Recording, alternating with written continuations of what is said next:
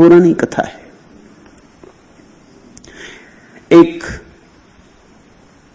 खोजी ने विष्णु को खोजते खोजते एक दिन पा लिया, चरण पकड़ लिए।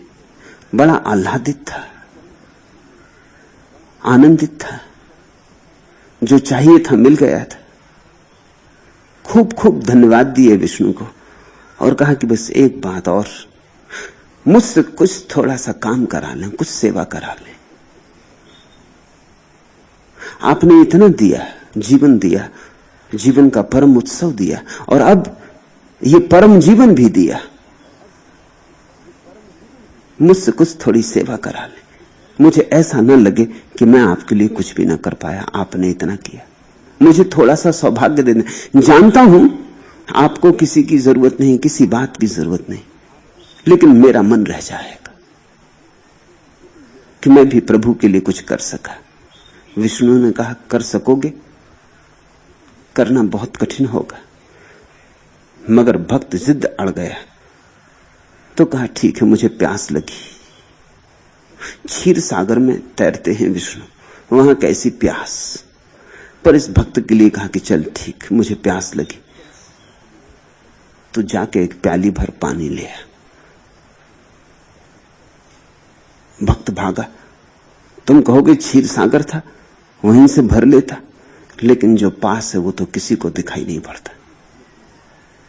पास तो दिखाई ही नहीं पड़ता, पास के लिए तो हम बिल्कुल अंधे, हमें दूर की चीजें दिखाई पड़ती। जितनी दूर हो उतनी साफ दिखाई पड़ती, चांद तारे दिखाई पड़ते, निकट पड़ोस नहीं दिखाई पड़ता है।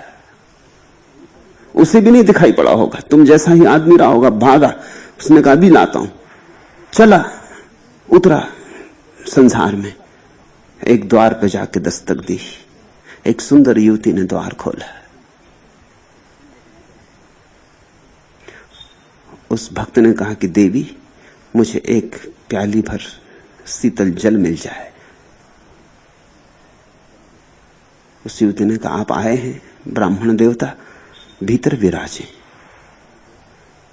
मेरे घर को धन्य करें, ऐसे बाहर बाहर से न चले जाएं। फिर मेरे पिता भी बाहर गए, मैं घर में अकेली हूं, वो आएंगे तो बहुत नाराज होंगे कि ब्राह्मण देवता आए और तूने बाहर से भेज दिया। नहीं नहीं, आप भीतर आए। एक क्षण को तो ब्राह्मण देवता डरे, युवती है, सुंदर है, अति सुंदर, ऐसी सुंदर स्त्री नहीं देखी। विष्णु भी एक क्षण को फीके मालूम पड़ने लगे। विष्णु के फीके हो जाने में देर कितनी लगती, ऐसा दूर का सपना मालूम होने लगे। तो भक्त डरा, घबराया। घबराया इसलिए कि विष्णु एक क्षण को भूलने ही लगे। आवाज दूर से दूर होने लगी।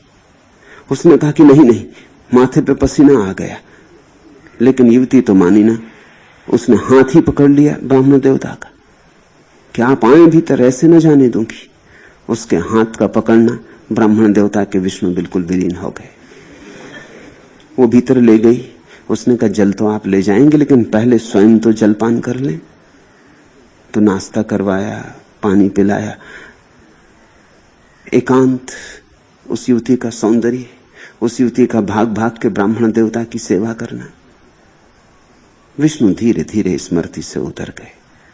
कभी कभी बीच बीच में याद आ जाती कि बेचारे प्यासे होंगे, फिर सोचता कि ठीक है, भगवान को क्या प्यास, वो तो मेरे लिए ही उन्होंने कह दिया है, अन्यथा उनको क्या प्यास, वो तो परम तृप्ति में है, तो ऐसी कोई जल्दी तो है नहीं, और 2 क्षण रुक लूं।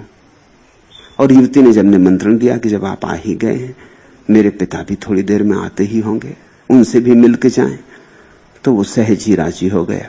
और युवती सेवा करती रही, और युवती का सौंदर्य और रूप मन को मोहता रहा। सांझ हो गई, पिता तो लौटे नहीं। युवती ने कहा, भोजन तो कर ही लें। अब सांझ को कहां भोजन करेंगे। भोजन बना, भोजन किया, रात हो गई। युवती ने कहा, इस रात में अब कहां जाएंगे। सोच तो ब्राह्मण देवता भी यही रहे थे कि रात अब कहां जाएंगे। सुबह सुबह भोर होते ब्रह्म मुहूर्त में निकल जाना। राजी हो गए। फिर तो वर्षों बीत गए, फिर वो वहां से निकले नहीं। फिर एक पे एक काम आते गए। ब्राह्मण देवता करें भी तो क्या करें। सुबह युवती कहने लगी कि पिता तो आए नहीं है, गाय का दूध लगाना है, मुझसे लगता नहीं, आप लगा दें। तो गाय का दूध लगाया। फिर बैल बीमार था, तो युवती ने कहा कि ब्राह्मण देवता इसकी भी कुछ सेवा करें, मैं कहां औषधि लेने जाऊं। और फिर ये सब भी परमात्मा के ही है। बात भी जची। ब्राह्मण देवता रुके सो रुके। फिर उनके बेटे हुए, बेटियां हुई, बड़ा फैलाव हो गया। कोई 50-60 साल बीत गए, बेटों के बेटे हो गए। तब गांव में बाढ़ आई, भयंकर बाढ़ आई। ब्राह्मण देवता बूढ़े हो गए हैं, लेके अपने बच्चों को, नाते पोतों को किसी तरह बाढ़ से निकलने की कोशिश कर रहे हैं। सारा गांव डूबा जा रहा है, भयंकर बाढ़ है, ऐसी कभी न देखी न सुनी। जैसे बाढ़ में से जा रहे हैं बचा के, पत्नी बह गई।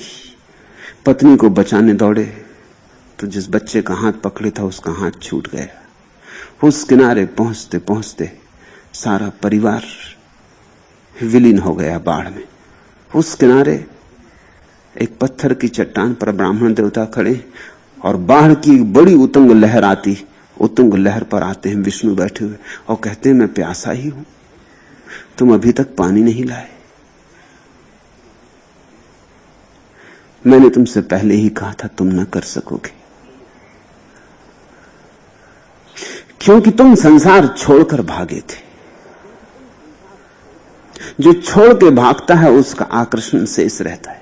ये कथा बड़ी प्यारी, क्योंकि तुम संसार छोड़कर भागे थे, संसार से जागकर ऊपर नहीं उठे थे, संसार की तरफ आंख बंद करके भागे थे। तो छोटे से काम के लिए भी संसार में जाओगे तो उलझ जाओगे। लेने गए थे जल और सारा संसार बस गया। गए थे हरिभजन को, ओंटन लगे कपास। फिर जब कोई कपास ओंटता है तो उठता ही चला जाता है। कपास का ओंटना ऐसा है, कभी पूरा नहीं होता। मैं तुमसे भागने को नहीं कहता, मैं तुमसे जागने को कहता हूं।